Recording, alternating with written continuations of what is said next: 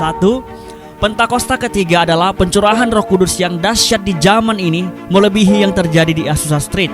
2. Pentakosta ketiga akan mengakibatkan penuaian jiwa yang terbesar dan yang terakhir sebelum Tuhan Yesus datang kembali.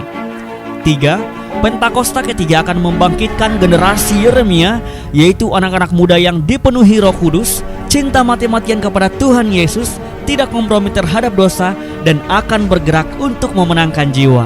4. Pentakosta ketiga lahir di Indonesia dan bergerak ke bangsa-bangsa. Gerakan ini dari timur ke barat dan akan kembali ke Yerusalem. 5.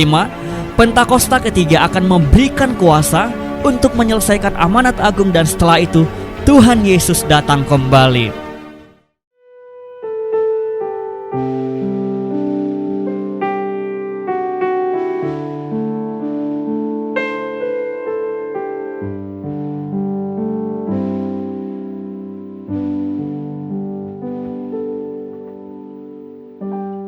Lord, I come to you.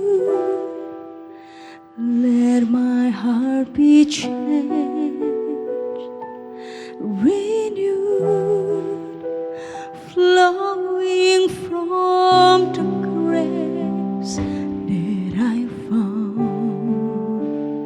in you.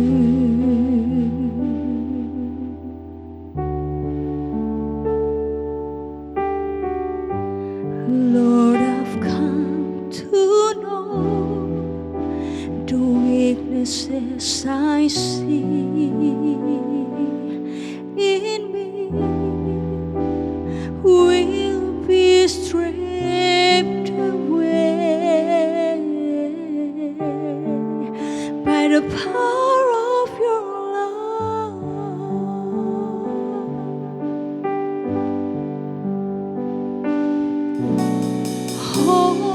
Hold me close, let your love surround me. Bring me near, draw me to your side.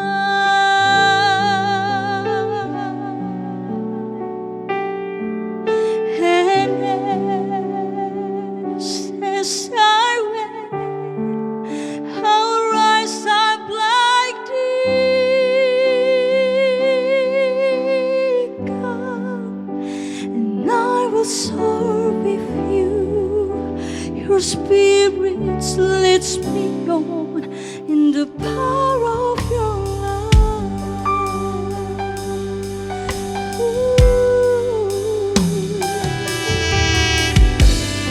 Lord, I come to you.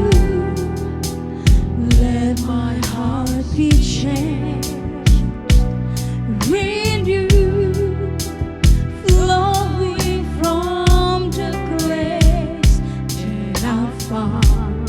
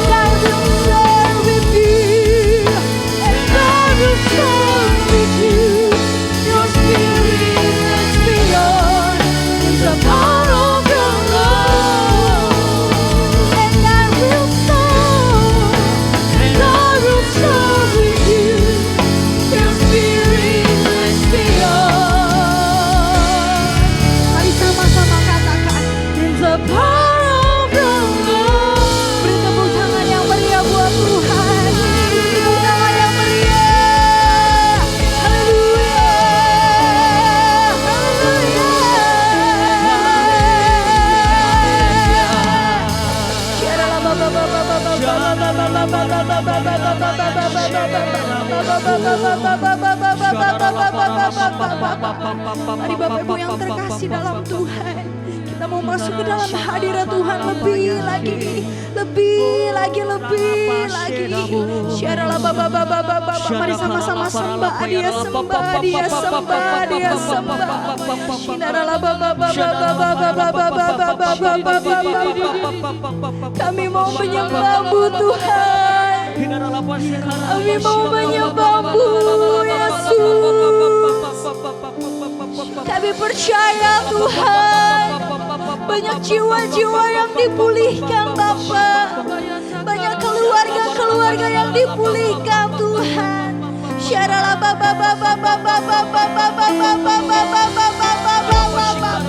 dengan setiap pujian dan penyembahan Tuhan, kami mau mengagungkan nama-Mu Yesus. Kami mau mengagungkan nama-Mu. Haleluya.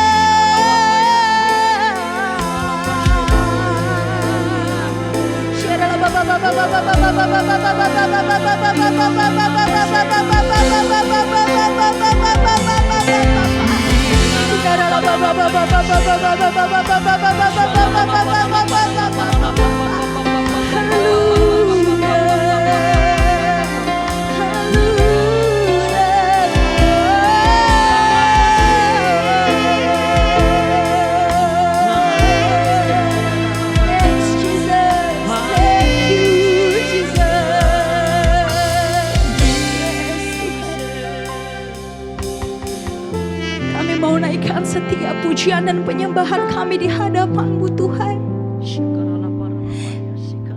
Biar ini menjadi pujian dan penyembahan yang Engkau sukai Tuhan.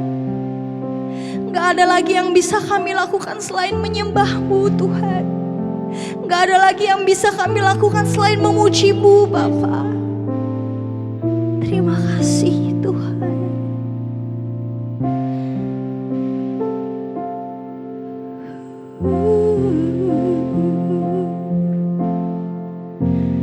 Nyanyi pujian bagi-Mu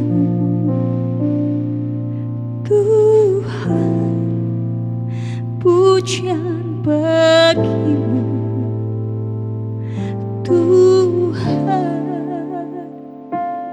Nama-Mu besar dan layak dipuji.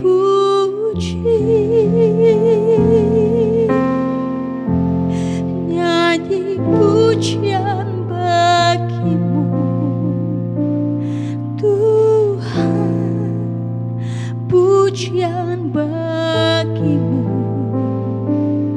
Tuhan. Nama-Mu besar dan layak dipuji. Mari sama-sama katakan, nyanyi pujian bagi-Mu Tuhan, pujian bagi-Mu Tuhan.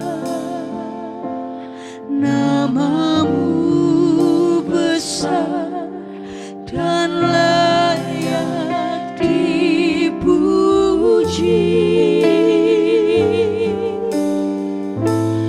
Nyanyi pujian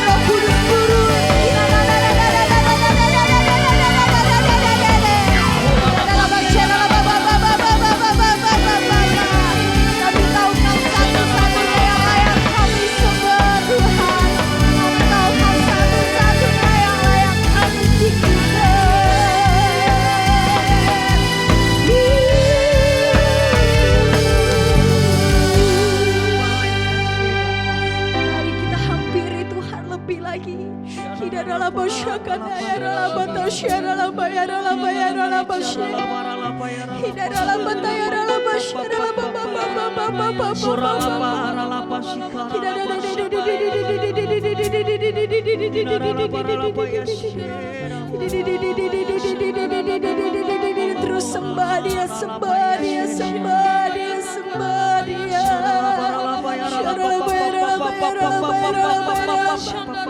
Kami percaya kuasa-Mu menjamah setiap kami pada hari ini Tuhan.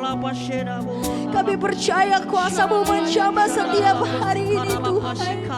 Yang sakit Engkau sembuhkan Tuhan. Yang berbeban berat Engkau lepaskan Tuhan.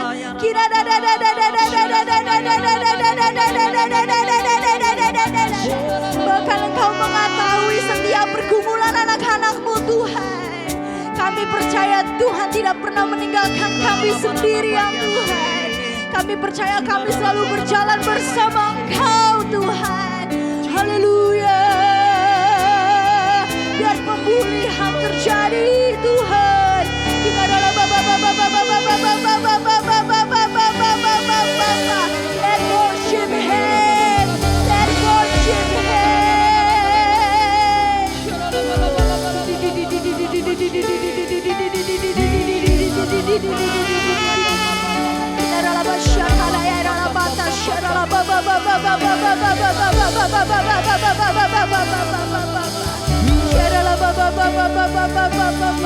Mari sama-sama angkat kedua tanganmu di hadapan Tuhan. Yes, nyanyi pujian bagimu Tuhan, Tuhan. Pujian bagimu, panggil Tuhan, sebab nama-Mu besar Tuhan. Nama-Mu Yes, Jesus besar dan layak dipuji. Nyanyi pujian, Nyanyi pujian bagimu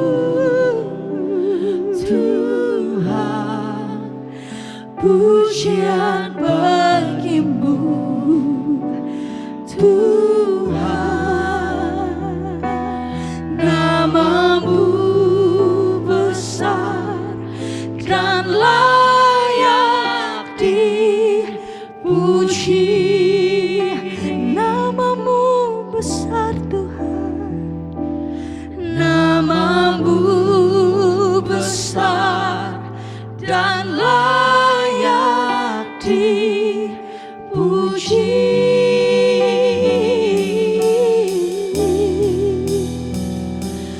Nama-Mu besar dan layak dipuji.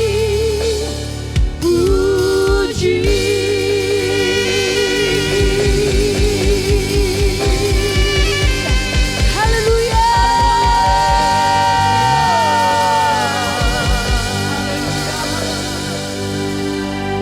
Sebentar kita akan mendengarkan firman Tuhan yang akan disampaikan oleh hamba-Nya. Terima kasih Tuhan Yesus memberkati.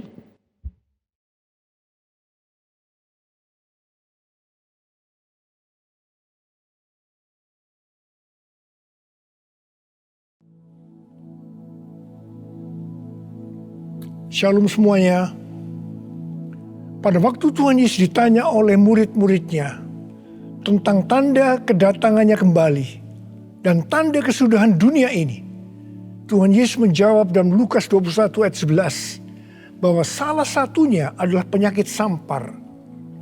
Sampar dapat diartikan sebagai pandemi. Jadi COVID-19 ini adalah salah satu tanda dari kedatangan Tuhan Yesus kembali dan tanda kesudahan dunia ini.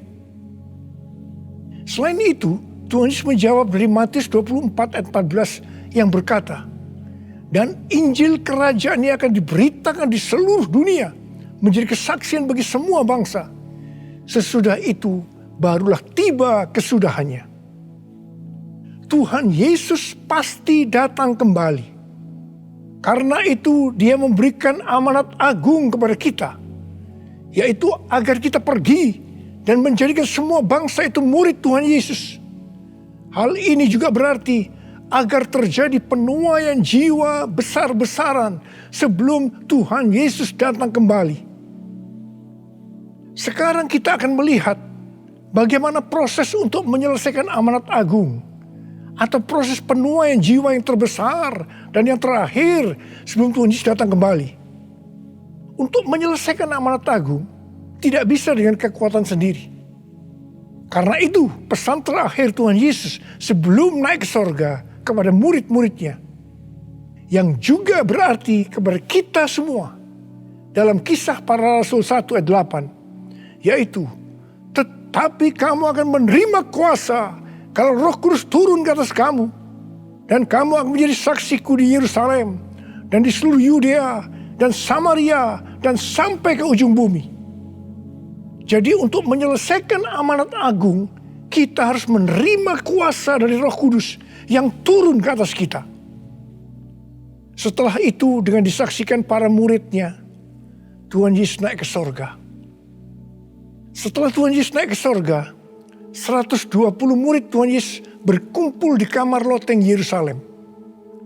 Mereka melakukan ini karena Tuhan Yesus memerintahkan agar mereka tidak meninggalkan kota Yerusalem sebelum diperlengkapi dengan kuasa dari tempat tinggi. Tuhan Yesus berkata, sebab Yohanes membaptis dengan air, tetapi tidak lama lagi kamu akan dibaptis dengan Roh Kudus. Apa yang dilakukan 120 murid di kamar loteng? Alkitab berkata bahwa mereka semua bertekun dengan sehati dalam doa bersama-sama.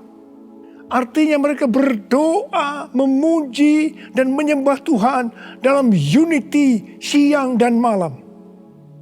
Ini adalah prinsip restorasi Pondok Daud.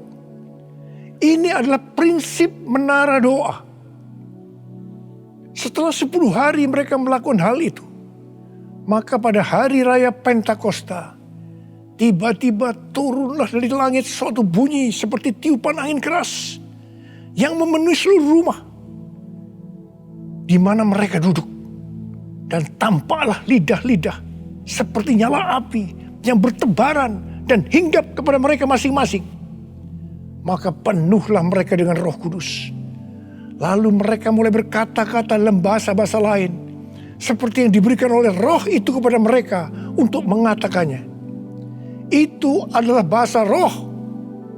Jadi tanda awal orang yang dibaptis dengan Roh Kudus adalah mereka akan berbahasa roh. Apa yang terjadi setelah murid-murid Tuhan Yesus dipenuhi dengan Roh Kudus? Hal yang pertama, Petrus berkhotbah sekitar 5 menit. Dan kira-kira 3.000 orang bertobat dan dibaptis. Petrus berkhotbah dengan kuasa Roh Kudus. Pada zaman itu, populasi penduduk dunia sekitar 255 juta orang. Sekarang penduduk dunia sekitar 7,8 miliar. Jadi 3.000 orang yang bertobat dan dibaptis pada waktu itu setara dengan sekitar 91.000 orang pada saat ini. Saya percaya hal ini juga bisa terjadi seperti pada waktu itu. Hal yang kedua, setelah murid-murid Tuhan Yesus dipenuhi dengan Roh Kudus, mereka dipakai untuk menyatakan tanda-tanda dan mujizat, sehingga banyak orang yang bertobat. Petrus dan Yohanes menyembuhkan orang lumpuh sejak lahir. Bayangan Petrus bisa menyembuhkan orang sakit. Sapu tangan atau kain yang pernah dipakai Paulus, jika diletakkan pada orang sakit atau yang dirasuk setan, maka orang itu akan sembuh. Dalam Markus 16 ayat 15 sampai dengan 18, Tuhan Yesus berkata bahwa kalau kita pergi untuk memberitakan Injil, maka tanda-tanda dan mujizat akan menyertai kita. Sejak tahun 2006, saya diperintahkan oleh Tuhan untuk mengadakan kebaktian kesembuhan ilahi. Selama 13 tahun, saya sudah mengadakan 318 kali kebaktian kesembuhan ilahi. Setiap kali saya berkhotbah, pasti saya memberitakan Injil. Tanda-tanda dan mujizat terjadi. Saya diizinkan Tuhan untuk melihat dan mengalami mujizat seperti yang dilakukan oleh Tuhan Yesus 2000 tahun yang lalu. Hal yang ketiga, setelah murid-murid Tuhan Yesus dipenuhi dengan Roh Kudus, maka cara hidup mereka berubah. Sehingga banyak orang bertobat. Yang pertama, mereka bertekun dalam pengajaran rasul-rasul dan dalam persekutuan. Ini bisa diartikan mereka suka membaca Alkitab.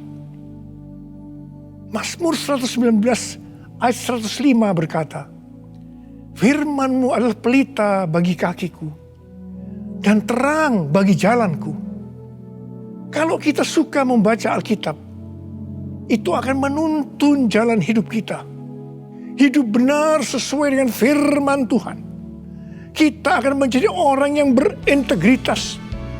Dan itu akan membuat orang lain bertobat. Firman-Mu pelita bagi kakiku, terang bagi jalanku. Firman-Mu pelita bagi kakiku, terang bagi jalanku.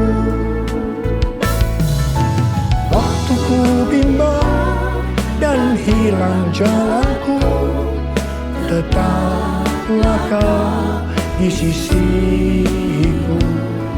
Dan takkan ku takut asal Kau di dekatku, besertaku selamanya.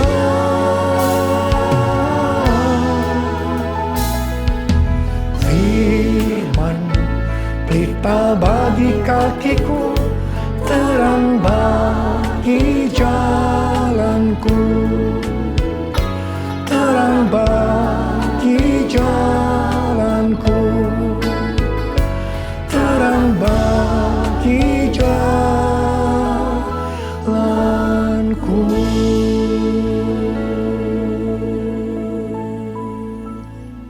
Yang kedua, perubahan cara hidup yang membuat banyak orang bertobat adalah mereka selalu berkumpul, memecahkan roti dan berdoa. Ini bisa dikatakan mereka hidup dalam unity dan suka berdoa.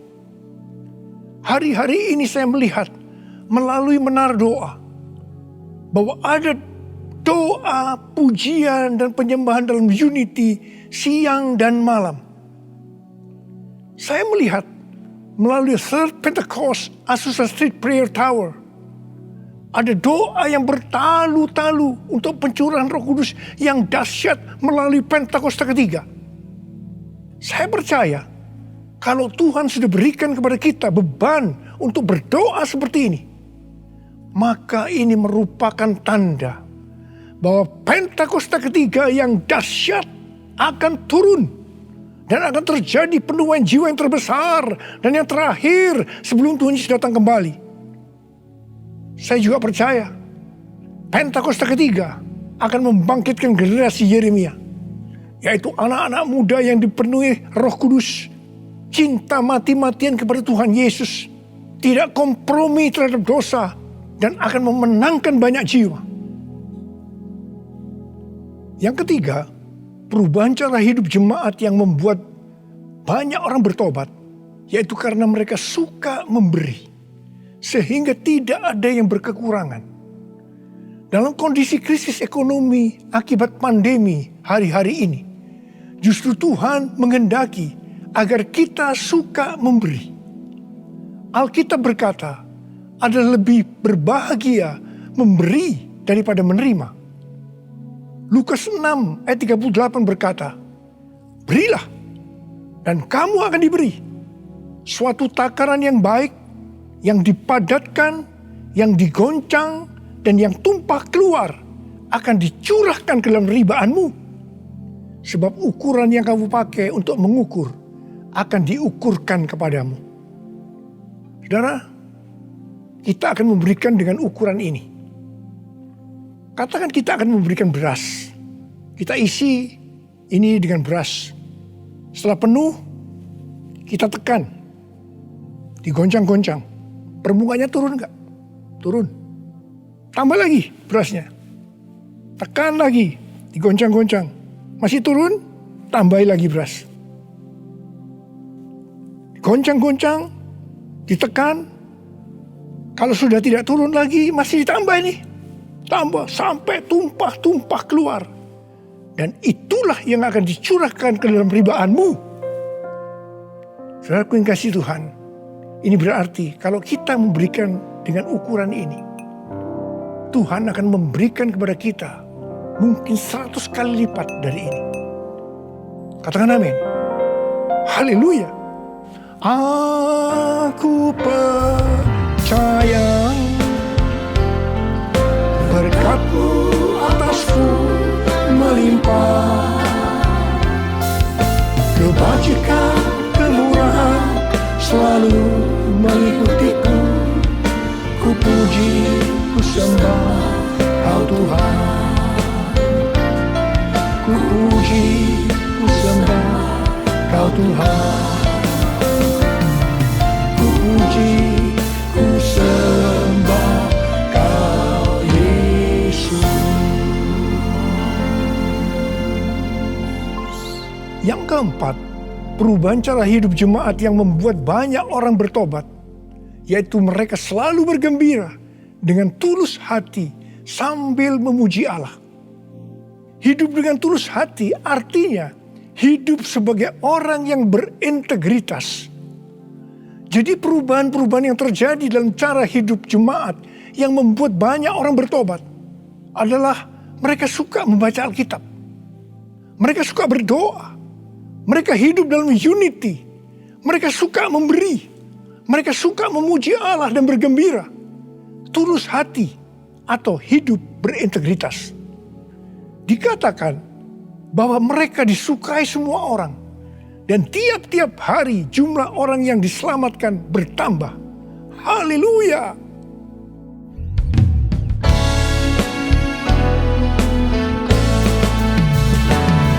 Sembah Kau Tuhan, ku mengangkat tanganku, selamanya Kau ajaib bagiku.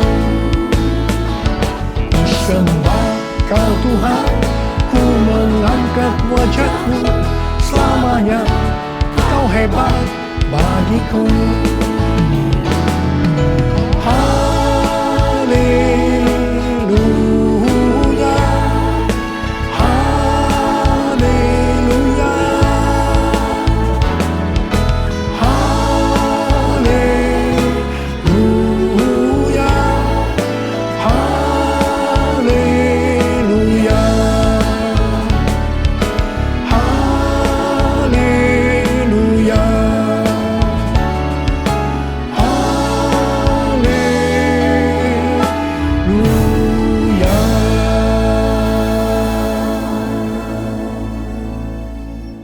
Saya percaya mereka menganggap bahwa pola penuaian jiwa hanya seperti itu.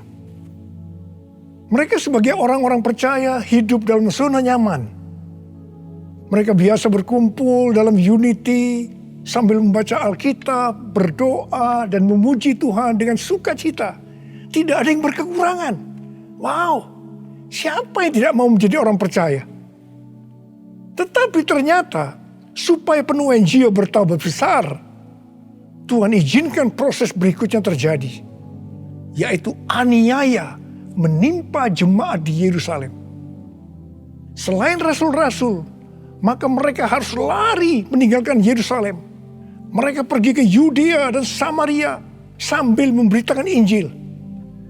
Jadi kalau tadinya penuaian jiwa hanya terjadi di Yerusalem saja, sekarang menyebar ke seluruh Yudea dan Samaria.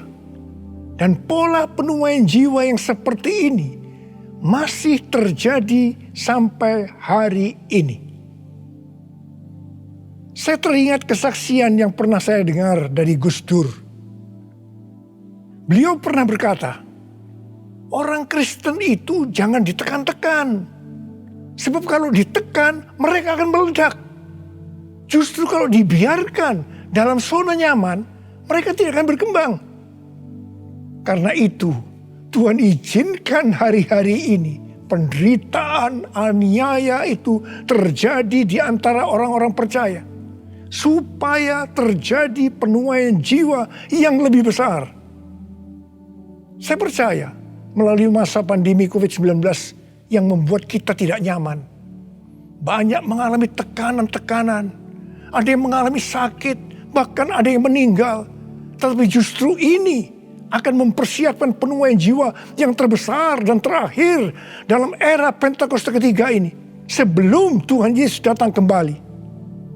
Melalui semuanya ini, mari kita katakan bersama-sama, Tuhan Yesus, Engkau baik, Engkau sungguh baik dan sangat baik. Taruh tangan di dada kita kepada saya.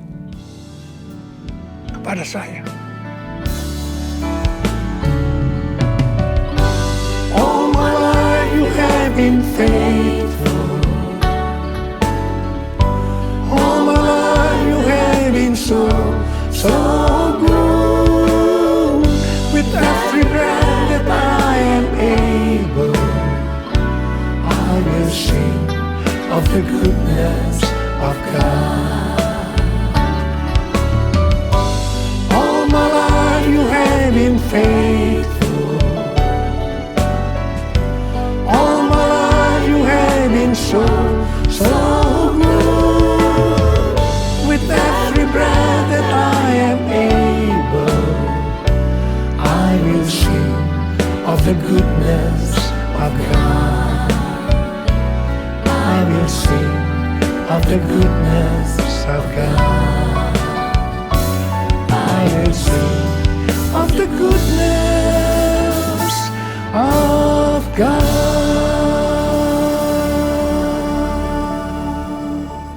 Ternyata pola penuaian yang terjadi di atas belum menyelesaikan rencana Tuhan. Karena selain penuaian jiwa harus terjadi di Yerusalem, di seluruh Yudea dan Samaria, tetapi juga harus sampai ke ujung bumi.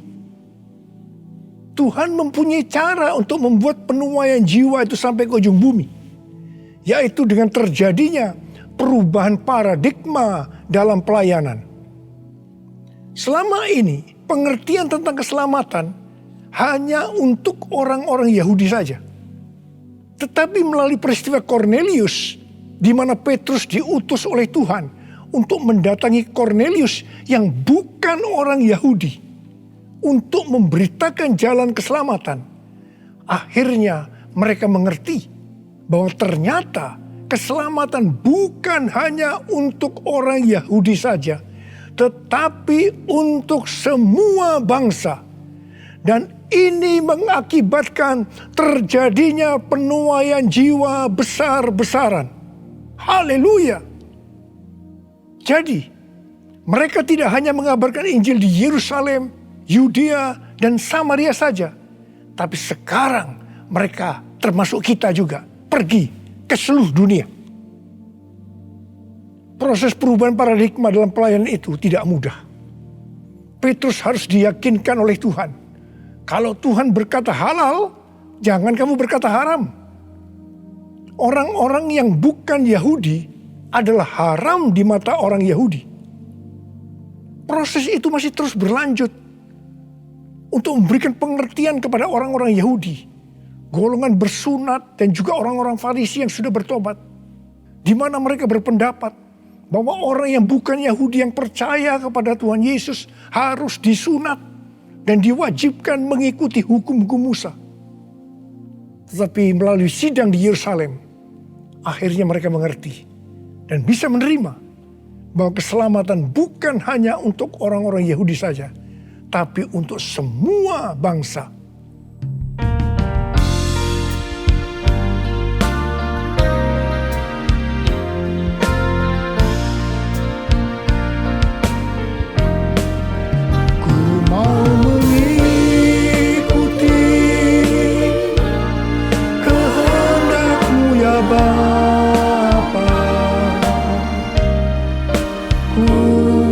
Selalu menyenangkan hatimu.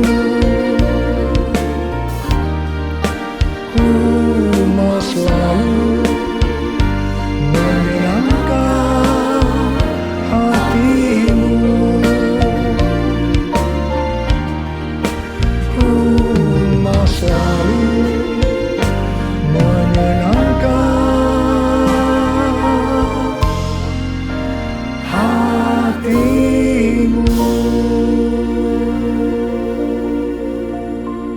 Pada waktu awal pelayanan saya pernah mengalami apa yang disebut dengan perubahan paradigma dalam pelayanan. Jadi pengertian orang-orang Kristen pada waktu itu adalah kalau beribadah hari Minggu harus di gedung gereja. Ibadah di tempat-tempat selain gedung gereja dianggap haram. Pengalaman gereja kita di Bandung bisa saya katakan sebagai pengalaman yang unik. Pernah dalam kurun waktu 1 tahun, setiap minggu kita harus pindah tempat ibadah. Dan setelah berjalan 1 tahun, kita tidak mendapat tempat kebaktian lagi. Kecuali satu, yaitu sebuah nightclub yang bernama Paramount. Ini pasti tempat haram. Tapi justru Tuhan hanya sediakan tempat ini. Dan Tuhan hanya berkata kepada saya, apa yang aku katakan halal, jangan kamu berkata haram. Di tengah kecaman yang cukup banyak, kita berbakti di tempat itu justru sampai 3 tahun. Dan melalui tempat yang haram tadi, kita menuai jiwa-jiwa yang dianggap haram juga. Mereka yang tadinya mau ke nightclub, istilah mereka kesasar ke gereja dan bertobat. Tidak sedikit dari mereka yang sekarang ini menjadi pelayan Tuhan. Wow! Melalui peristiwa ini, kita diberikan pengertian bahwa bagi Tuhan tidak masalah tempat yang akan kita pakai untuk beribadah. Meskipun itu bukan gedung gereja. Dan mungkin di tempat yang haram. Kalau kita tidak peka terhadap kehendak Tuhan, tempat kebaktian untuk jiwa-jiwa yang bertobat pada waktu itu tidak akan mencukupi kalau hanya di gedung gereja saja. Karena waktu itu sedang terjadi penuaian jiwa yang besar di Indonesia. Selain itu, orang-orang yang mau ke gereja untuk pertama kali, karena bukan di gedung gereja, menjadi lebih mudah. Jadi itu cara Tuhan untuk terjadinya penuaian jiwa besar-besaran. Hari-hari ini, untuk memasuki penuaian jiwa yang terbesar dan terakhir, Tuhan mencurahkan Roh Kudus-Nya yang kita sebutkan dengan Pentakosta ketiga. Saya percaya Pentakosta ketiga bisa disebutkan sebagai perubahan paradigma dalam pelayanan. Terus terang, sampai dengan hari ini, banyak orang-orang yang belum mengerti tentang Pentakosta ketiga ini. Memang tidak mudah untuk mengerti tentang perubahan paradigma dalam pelayanan.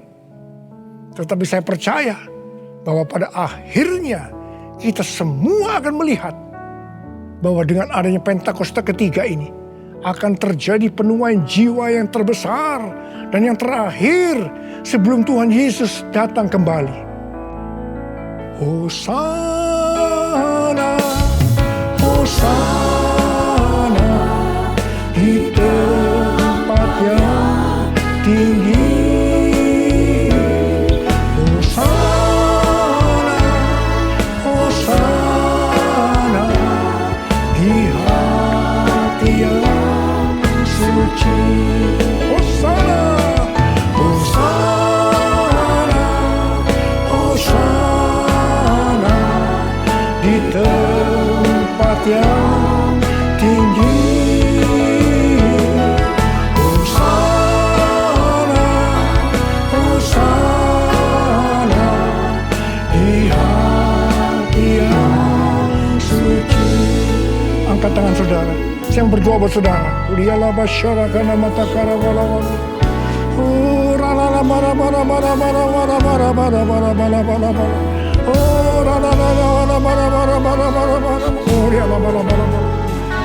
Tuhan, hamba berdoa buat umat-Mu ya Tuhan.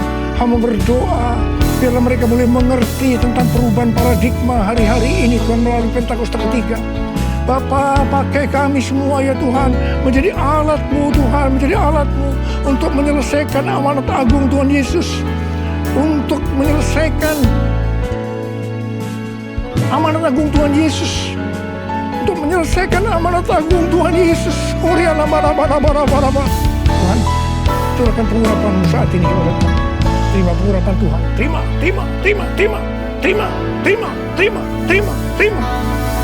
Oh, terima kasih. Terima kasih. Dalam nama Yesus. Dalam nama Yesus. Dalam nama Yesus. Amin. Mari saudara-saudara, kita akan masuk dalam perjamuan kudus. Kita akan mengingat ayat ini.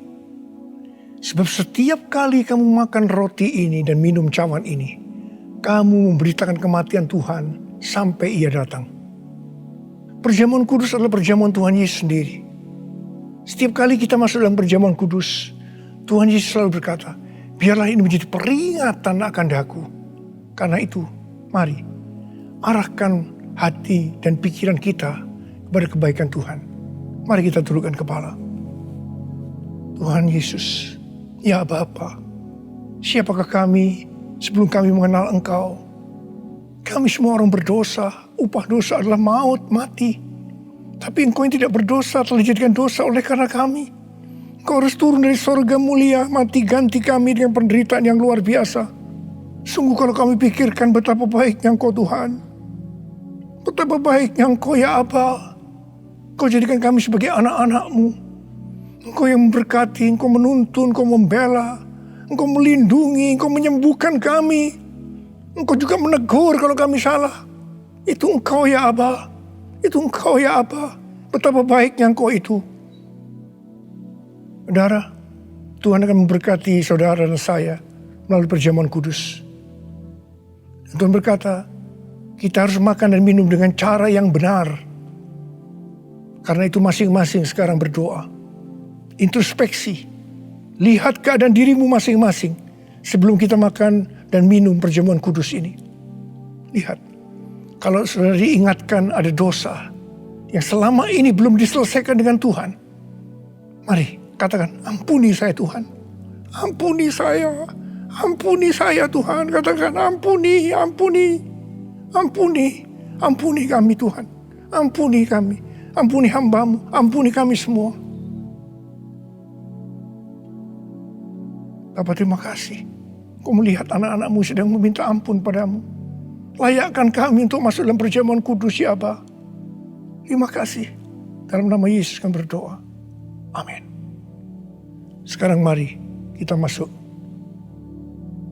dalam perjamuan kudus dengan mengangkat tangan kita dengan roti di tangan kanan kita tinggi-tinggi. Sebab apa yang telah kuteruskan kepadamu telah aku terima dari Tuhan. Yaitu bahwa Tuhan Yesus pada malam waktu Ia diserahkan mengambil roti. Dan sesudah itu mengucap syukur atasnya. Yang memecah-mecahkannya. Dan berkata, inilah tubuhku yang diserahkan bagi kamu. Perbuatlah ini menjadi peringatan akan aku. Sudah dikasih Tuhan, bukankah roti yang kita pecah-pecahkan ini adalah persekutuan kita dengan tubuh Kristus. Mari kita makan dalam nama Yesus.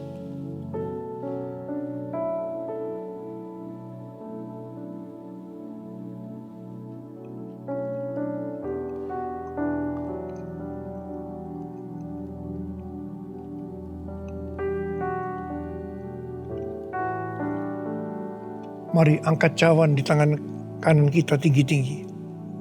Demikian juga Ia mengambil cawan sesudah makan lalu berkata, cawan ini adalah perjanjian baru yang dimeteraikan oleh darahku. Perbuatlah ini setiap kali kamu meminumnya menjadi peringatan akan aku. Sudah dikasih Tuhan, bukankah cawan pengucapan syukur yang atasnya kita ucapkan syukur adalah persekutuan kita dengan darah Yesus. Mari kita minum dalam nama Yesus.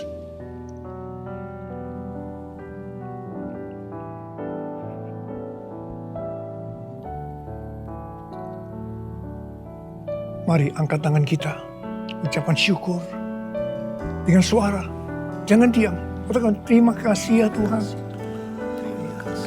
Terima kasih ya Tuhan, makasih. Oh, rala-bala-bala-bala-bala-bala-bala.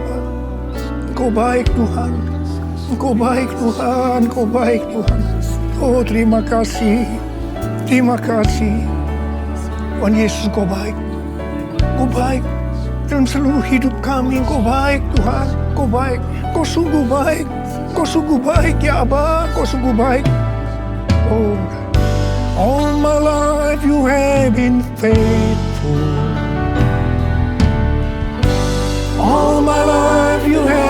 so, so good. With every breath that I am able, I will sing of the goodness of God. All my life you have been faithful.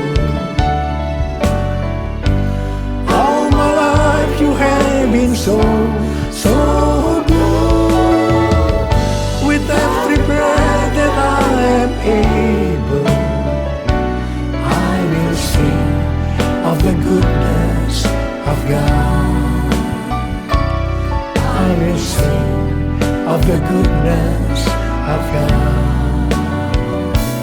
I will sing of the goodness of God.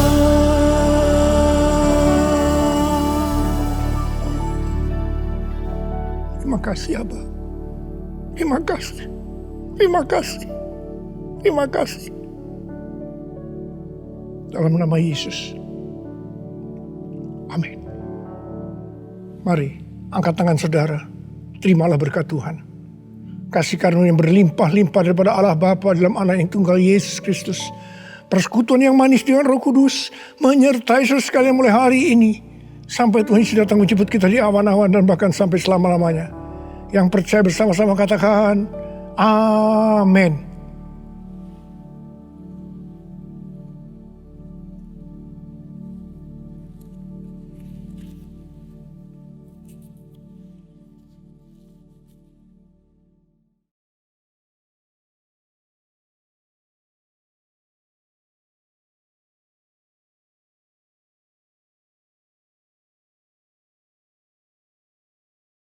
Mazmur 91 ayat 1 sampai 16. Dalam lindungan Allah, orang yang duduk dalam lindungan yang maha tinggi dan bermalam dalam naungan yang maha kuasa akan berkata kepada Tuhan, tempat perlindunganku dan pertahananku, Allahku yang kupercayai. Sungguh Dialah yang akan melepaskan engkau dari jerat penangkap burung, dari penyakit sampar dan busuk. Dengan kepaknya, Dia akan melindungi engkau. Di bawah sayapnya, engkau akan berlindung. Kesetiaannya ialah perisai dan pagar tembok. Engkau tak usah takut terhadap kedahsyatan malam, terhadap panah yang terbang di waktu siang, terhadap penyakit sampar yang berjalan di dalam gelap, terhadap penyakit menular yang mengamuk di waktu petang. Walau 1000 orang rebah di sisimu dan 10.000 di sebelah kananmu, tetapi itu tidak akan menimpa kamu. Engkau hanya menontonnya dengan matamu sendiri dan melihat pembalasan terhadap orang-orang fasik. Sebab Tuhan ialah tempat perlindunganku, yang maha tinggi telah kau buat tempat perteduhanmu. Malapetaka tidak akan menimpa kamu dan tulah tidak akan mendekat ke perkemahanmu. Sebab malaikat-malaikatnya akan diperintahkannya kepadamu untuk menjaga engkau di segala jalanmu. Mereka akan menantang engkau di atas tangannya, supaya kakimu jangan terjatuh kepada batu. Singa dan ular tedung akan kau langkahi, engkau akan menginjak anak singa dan ular naga. Sungguh hatinya melekat kepadaku, maka aku akan meluputkannya. Aku akan membentenginya, sebab ia mengenal namaku. Bila ia berseru kepadaku, aku akan menjawab. Aku akan menyertai dia dalam kesesakan. Aku akan meluputkannya dan memuliakannya. Dengan panjang umur akan kukenyangkan dia, dan akan kuperlihatkan kepadanya keselamatan daripadaku. Amin. Stay healthy. God bless you. Bye-bye.